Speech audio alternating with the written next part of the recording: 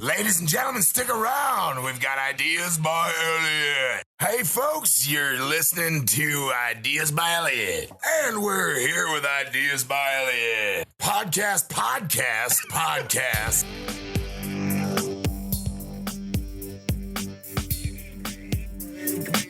I am here with Rhonda Sitnikau again.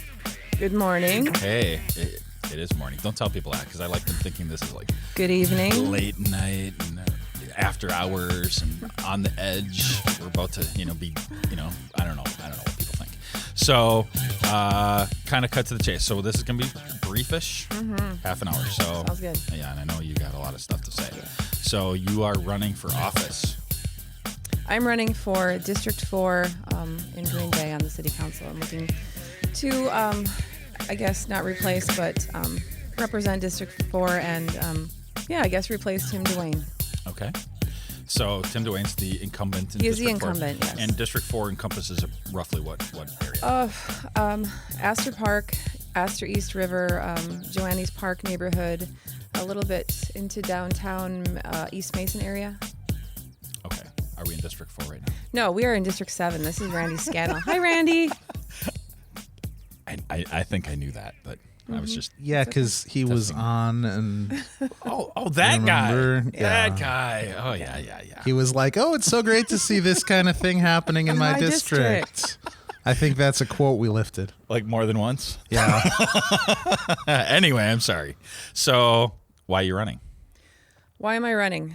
Well, I'm running because I basically live at City Hall now. I have been to... Yeah, you have a sickness. Yeah, well, I guess some could say that. So you'd like to get paid to do that? I would love to be paid to do that. I've missed 3 council meetings in 2.5 years. I'm very interested in what's happening there. I understand how much, I guess if you want to say, power, control that the city council has when it comes to our city and how it functions and, what happens and what doesn't happen. And, the ability to actually really and truly help the community and be a part of that.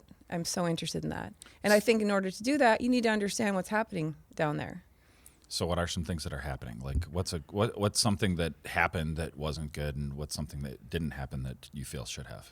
Well, we're the 3rd largest city in the state. I think we have to remember that, and we're growing. And I think we need to step up our game a little bit and realize that, if we want to keep attracting businesses, if we want to keep attracting developers, people that actually want to invest in our city, right, we have to stay on top of what other cities are doing that, are successful. We have to make sure we retain young professionals. I know that everyone says that it's kind of a mantra, but the reality is it's true. Okay, let's face it. People that live here, they're either moving away or they're dying, right? Older people, they don't live long. They die. They don't come back here, obviously. I'm one of these people. What are you saying? Well, am I moving away or am I dying? Well, you are still here. But the reality is, we have to make sure that we keep, improving on who's in our city, who's coming here. So how do we do that? And I know we can't solve all of the Earth's problems, right? But so you mentioned that you want to do what other cities our size. Well, more people doing? are moving actually out of Wisconsin than into Wisconsin right now. Okay. That's actually a fact. And so we need to make sure that we're on top of that. So how do we fix that in Green Bay, if that's a state problem? Well, we can fix that in Green Bay by attracting people that want to live in great neighborhoods. We need to make our neighborhoods thrive. We need to make our neighborhoods healthy, strong, interesting. We need to have something to make people choose us. And I think that is happening, but we need to improve on that. And you can always improve on that. So what's an example of where that's working? Like a city that's working in? Or somewhere else or here. I mean, so you said that something, it is happening here.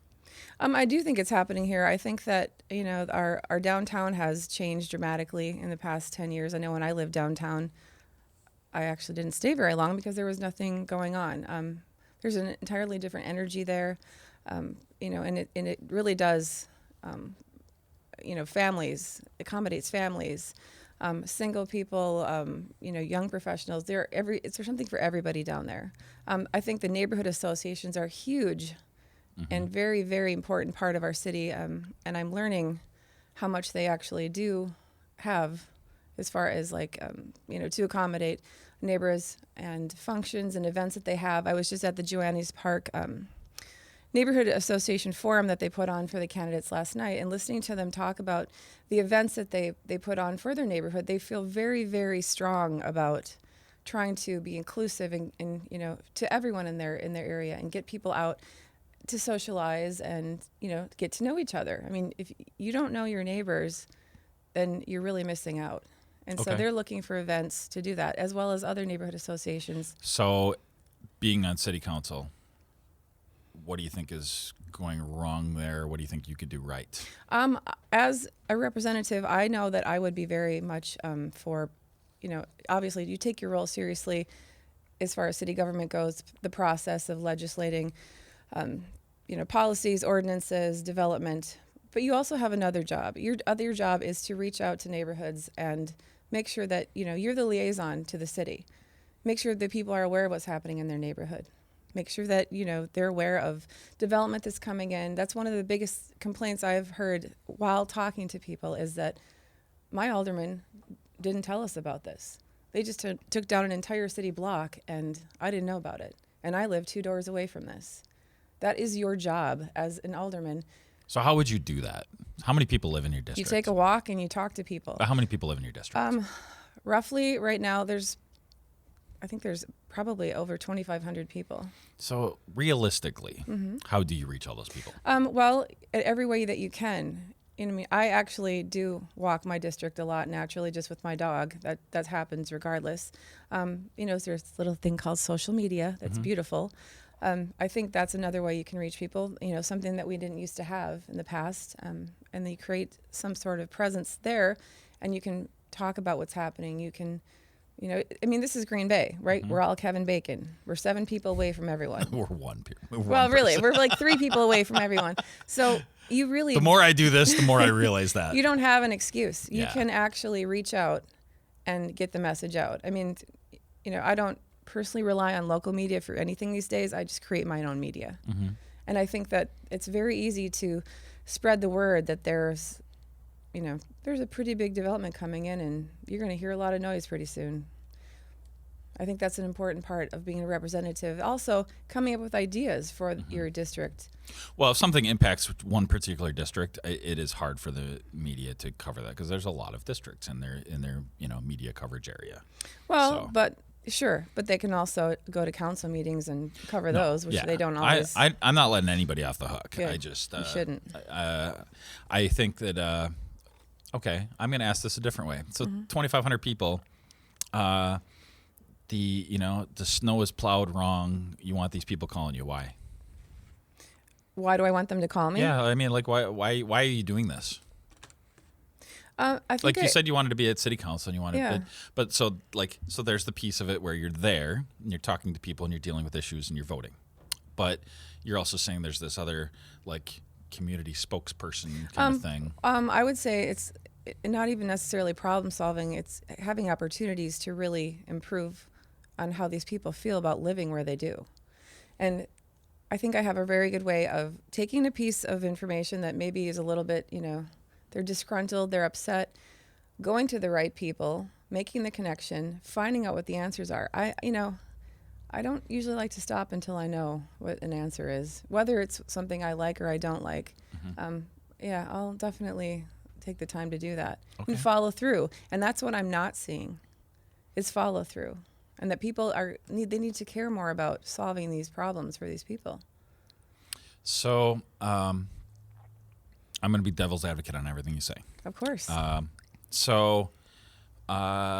People on city council, we want them to have outside employment. We want them to have, be engaged in the community, not just politicians, right? So there's only so many hours in the day.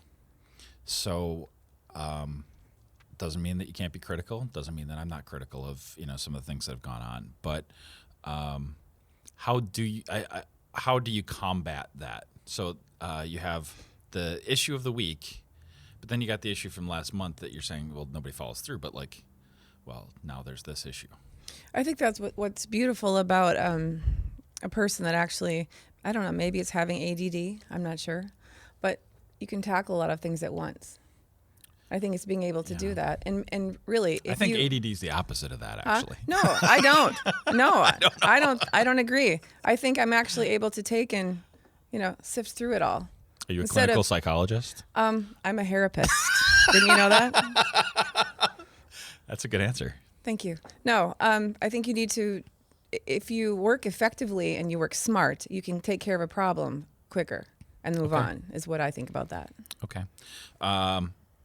And how many, there's going to be a primary coming up for you? Oh, yes, there's a primary. We have a basketball team on our primary. Okay. There's a lot of people. So, and there was a forum or something? Yes. Just recently? Joannes Park hosted a candidate forum last night. Okay. There's neighborhood associations in the district, and they basically, there's so many of us, we couldn't just get to all their meetings and hijack their agendas. So it was really great that they put this on for us to come and speak to people that were interested. And it was like a soft forum, but more of a meet and greet. Okay. Mm-hmm. So what were some of the things that you heard there? Well, let's see. What did I hear there? And of course, I'm not going to really name my opponents, all of them, because that's not strategic. It's not your job. It's not strategic either, so I'm not doing that. You told me that was my job. Yeah, I'm not doing that. I heard some great things. I've heard people that definitely care about the community. I've also heard some things that made me kind of cringe, like a full body cringe, actually. What was that? I just think there are some people on the ballot that really don't have their heart in the right place, and that they're not paying enough attention to actually what's happening here. Actually, I don't think they even care about what's happening here, and this is just a stepping stone for them politically, and I think that's really sad because this city has come so far, and there are people here that love it so much and that are so invested, and to use us as a tool for their own personal agenda, it actually pisses me off. Okay, and so it's me too, but so there's two aspects to that, right? Like you want people that are motivated and interested and engaged, and they can't be all just altruistic and selfless, right? But on the other hand, you don't want so you don't want them to be do nothings, but you don't want them to be like do too muches either. No, right? It's not even that simple. I don't want them to be playing to a lobbyist that's going to, line their pockets for a Senate race. That's what I don't want. What? Oh yeah, that's what I. Is that happening? Sure, it is. In your race? That's right. Well, tell me more. I'm not naming names. Oh, you don't. Well, but I'm change the names to protect the innocent. But I got to hear about this. And I'm not going to give this too much airtime. Holy because smokes! It's kind of this doesn't go on the air. Nobody hears this. This is on the internet. Yeah. Well. It's in the dark recesses of the internet. Sure it is. I know how this works. No, I'm not going to give that person too much time. But I guess I'm going to reiterate. I want someone, because if I don't win, someone else is going to represent me, right? And I want that person to take this seriously, take this job seriously, and make sure that they understand what's at stake. And the fact that I live here, I want to raise my child here, I want to run my business here. I am not going to sit back and allow you to use our city and the citizens of it as your personal campaign agenda tool. Absolutely not. Wow. Okay. Interesting. Mm-hmm. Right. Well, there's not that many people running, so. No, I'm sure you can figure it out. You just Google a few people and you'll figure it out. So you had like a Republican debate style cringe, because when I watched those debates, so this was in like a response to a question, and then you're like cringed. Well, I'm visualizing. No, That's I'll what I'm explain visualizing. it. We were given one question. The question was, why do you want to be the alderperson of District 4? Okay. Okay. And that's a fair question, right? Absolutely. Okay. And we all got Ultimately, to answer that's that what I'm question. hoping you answer here. Yeah. I mean, the reality is that is something that people want to know. And I've been asked that when I'm knocking on doors, because it's somewhat it's a thankless job to some degree. Mm-hmm. I mean, it is. And I think you probably put a lot more time into it than you realize, as you should. But why would you not elect someone who's already going down there for, hours and hours? Hello, that would be me. Mm-hmm. And I'm not even on the city payroll. I want to be there. I'm invested in it already. I've learned so much about the process And to be effective, I think you have to have an understanding. I mean, who wants to sit in a council room and not be an effective leader? Those people shouldn't be there. Okay. So do you have an example of something where there was ineffective leadership? What I don't like about what I'm seeing that I'm not happy with is that if there's an issue at hand and then you actually have, people that come and they organize and they get to the table and there's an agenda item where they want to, to influence, be a part of it, have a say. I mean, for pretty much in every council meeting, there's a place where you can speak. The public can be heard. And there have been multiple times that was just never an opportunity because, a certain alderman didn't open his mouth up. And I just think that if you're going to sit there and make a vote on anything, and you have taxpayers that are basically attached to that, you need to explain why. You don't just sit there mute and silent. You need to explain why. These people elected you to have some sort of, understanding of why you're doing this. They deserve an explanation. And I can tell you, I hear that as well when I'm doing doors. Why did this happen? This person never said anything. And then I always say, did you reach out to them? Sure, I did. Didn't hear anything. I personally want to know, and I'm going to use this airtime because I want to know why Tim Duane voted no on the Larson Green proposal. I am mystified. I've asked 3 times. I didn't hear anything. Media, our local media, never asked. That was a big, big no. I mean, his brother abstained. That's another story. But why would you say no to something that is literally right next door, proven? It's a proven, development right there. It's working. It's wonderful. They did a beautiful job. DDL did a beautiful job with that building. Why would you have said no? Well, it's political games, right? So which is crap. And so I'm sorry. That's not why you're elected. If you know something's going to pass anyway, you vote no, because then if it goes bad, you can be like, I voted no. And if it goes well, everybody forgets. Sure, if you're it's a political game. That works if your district that you represent actually was on your side, which they're not. So that doesn't actually work. It works against him. But you still need if people know. Oh, they know. Trust me. They're talking to me about it all the time. Okay.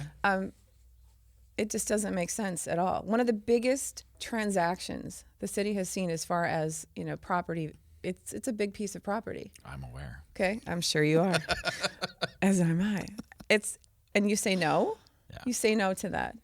Okay. And not only do you say no, you don't say a word about why you said no. That's a problem.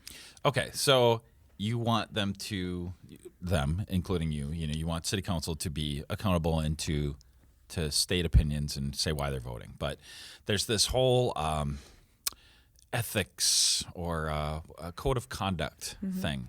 So does that go too far sometimes? Like, what's your opinion on that, on the code of conduct issue? I think the code of conduct was completely orchestrated because we have council members who tell citizens to stick it up their ass. That's the exact reason why that was probably implemented. But he gives his opinion. Okay, well, so does a 4-year-old. But okay. You can also, you are an elected official who gets paid to represent and hopefully have some sort of influence on how your city progresses. That's not progress. And unfortunately, some people embrace that. Donald Trump, they embrace that, and that's not what the majority of people are looking for. I would have to think that's the reason that was created. Now, you have nothing to worry about if you decide to actually govern in a thoughtful, mindful way. You can still be assertive and strong, but you don't need to be, offensive and belligerent and bombastic. God, I have a whole bunch of those words. So you're claiming that you have this ability to offer up opinions and make decisions that represent, your constituents in a respectful manner. Why should anybody believe that? Well, I would have to say this. I've had a lot of people talk to me about diversity. And you're a woman. It's great. No. You know what's diversity to me is a person who actually walks among a bunch of different people, whether they're every walk of life. I would have to say, you have academics in my life. I have blue collar workers in my life. I have artists in my life. I have all kinds of people that I come in contact with on a daily basis. That's what makes me diverse, not the fact that I'm female. Okay, I'm diverse because of that, and I think that having all of that exposure gives me, I think, a very interesting perspective on how to come at problems and address things and deal with, all the issues that really do affect everyone. I mean, when you represent, you're representing everyone. Okay.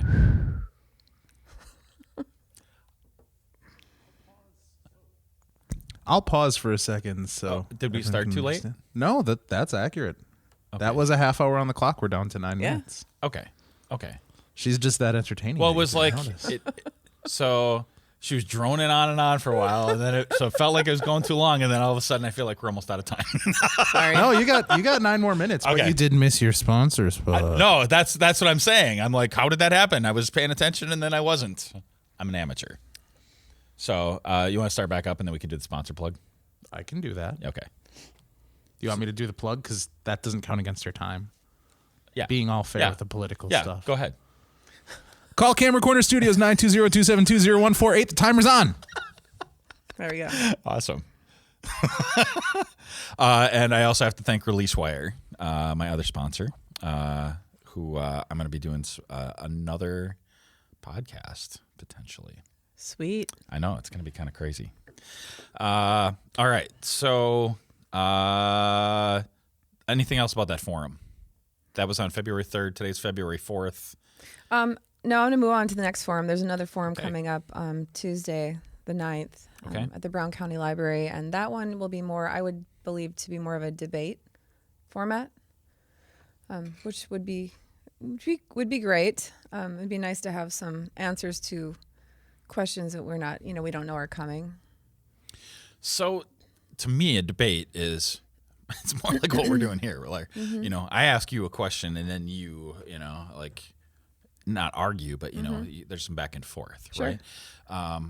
Like the debates that we see now are so fake. I mean, like the presidential ones, especially, right? But even not, they're just so so. I guess what do you think is going to be accomplished there On Tuesday? Yeah. I think what's going to happen is they're going to take some questions, excuse me, I believe from the audience. There's going to be some that I believe the League of Women Voters have. I would like to hear, obviously we can all talk about ourselves forever, but I want to hear answers to what people believe in regards to their vision of Green Bay. Specifics. I want to hear about specifics because I'm all about that. Like I want to hear about how this person who wants, I'm glad that you know who Arnold Schwarzenegger is. Yeah. But that doesn't, how does that take care of, the University Avenue development? And what do you think about the infrastructure on the west side? And, I want to know about that. I want to know if you actually know about that. Right. And that's what I mean. I wish there was a little more like candidate on candidate engagement. Like there is if you get on Twitter. Oh, well. Have I not been paying attention? No, you haven't. It's kind of hard to keep up with all this stuff. I'll have to make some lists. Mm-hmm. Interesting. So there's been some Twitter engagement. Well, that's public, so it's public. I can sure say it that, is. right? Some of it is. Yeah. Well, really? No. Okay. Move on. So what else about that forum? About the thing coming up on Tuesday? Anything? I don't want to talk anymore about that. What I want to talk about is we have a very historically low voter turnout for spring elections, and even more so for spring primary elections. And that's something that I am trying very, very hard to change, at least for my race. I think it's important. There's really nothing on the ballot other than, I believe, just the primary for your district. So, I do want you to talk about that, Yeah. but I think that there is, I think there's a little bit of an excuse for that. Not really. I mean, I always vote, right? But I understand the apathy because I have to try to convince Kyle. He's 27. you should go and vote. And he's like, why? And it is more impactful because the races are so close, the elections are small voter turnout. Your vote matters a lot more than it does when you're voting in the fall, right? But what should I say to people to convince them to vote? Not so much what you would say. I would remind them about what local government can do for them, and literally how close they are to their local government. You can call up your representative and have coffee and discuss something, and boom, the next week, that piece of information that you share could be an agenda item on the table. And I think they need to be reminded of that. And sometimes so what if I the think primary they don't sneaks know up that. on them, though? You know, the primary sneaks up on them, and they're like, oh, I don't know who any of these people are. Well, I plan to create a voting event. Okay.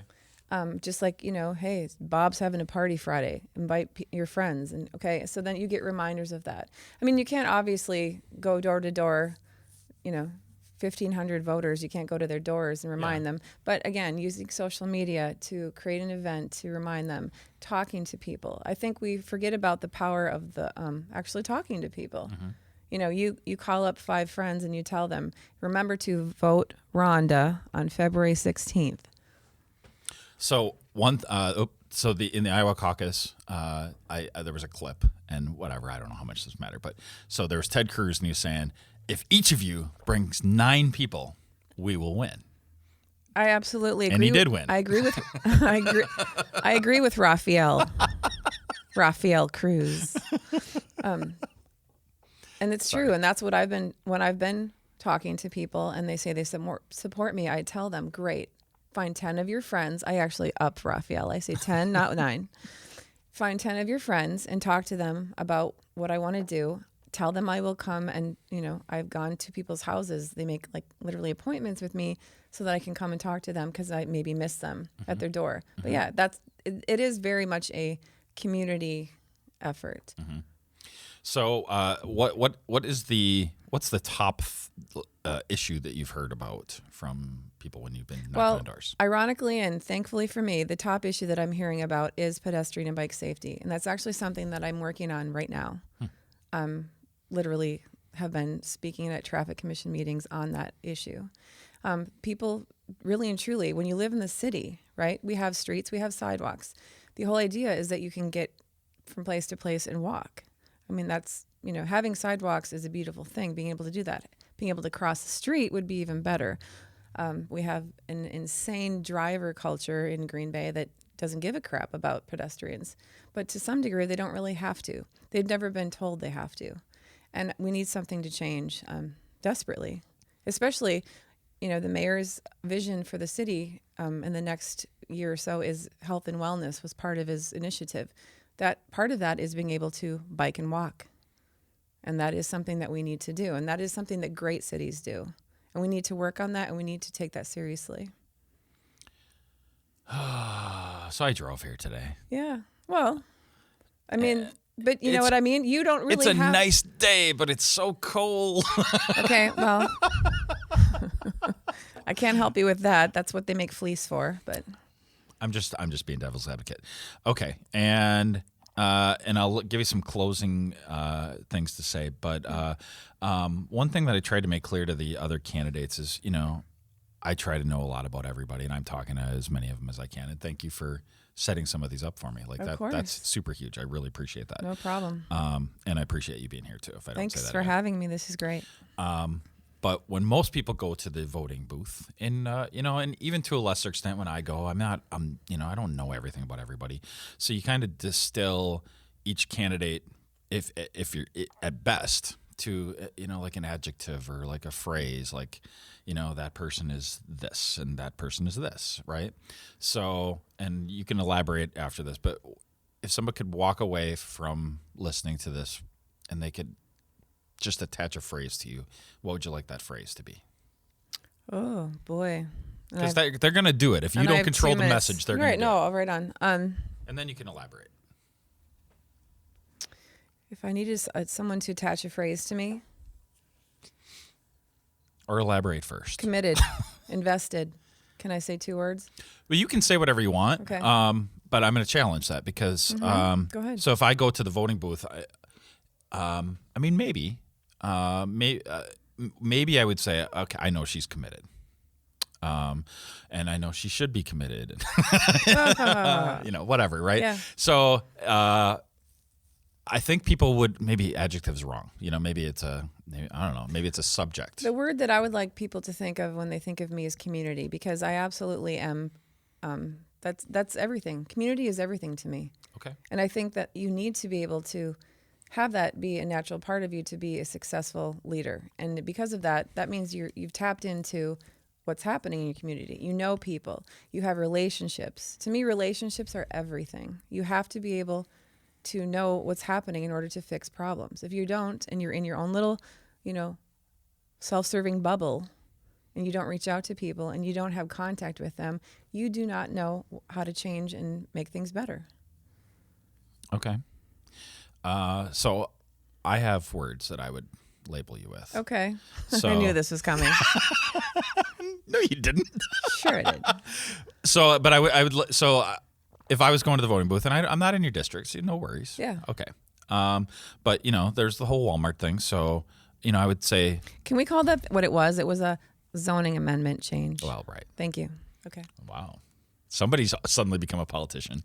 But I would say I would still label that as downtown, right? Like you're really passionate about downtown, and then there's the whole pedestrian thing. So like I would use those two words. If I was going to the booth, I'd be like, okay, she's the one that talks about the pedestrian, the traffic problems, and she's the one that talks about the downtown. Smart growth, actually. Smart growth. Okay. See, it depends on which side of the thing, Sure. and if you're trying to be neutral. I'm trying to be neutral here. Oh, sorry. So, all right. So, I think that's how other people might perceive you. So, if you're comfortable with that, say that. Otherwise, if you got negative seconds. Okay. Address whatever you want, and then we'll be done. Okay. This is my closing statement. Sure. Okay. I'm, again, really hopeful that people, first of all, come out and vote. I think we have to improve on that in Green Bay. It's very low. It's very sad, especially when, if you're a partisan person and you're a Republican or Democrat, regardless, whatever. City government is nonpartisan. Republicans and Democrats, they all need their garbage picked up correctly. They all need their snow removed correctly. They all would like a city that's interesting to live in. I mean, that's the fact. Making it a partisan issue is a mistake, and I believe that's why I love it so much, is because it's really about all of us. And again, the word community is what hits me. I'd love to represent District 4. I think I definitely have proven that I am a leader. I am proven that I can be successful in whatever I'm trying to accomplish, and I'm definitely interested in being a part of a more diverse council. Vote Rhonda. Okay. On February 16th. There you go. And the general election is April. I don't talk about that. Oh. No, we're not going to talk about that. We're going to talk about the primary. The primary is February 16th. Do you think you get to come back in between? Nope. I want to make it through. And that's the whole point. Okay, so, February 16th. February 16th. All right, done. Thank you for coming. Thanks so much for having me. Don't forget to run over to iTunes and Stitcher and give a rating and review of the show. It helps other people find us. Cheers.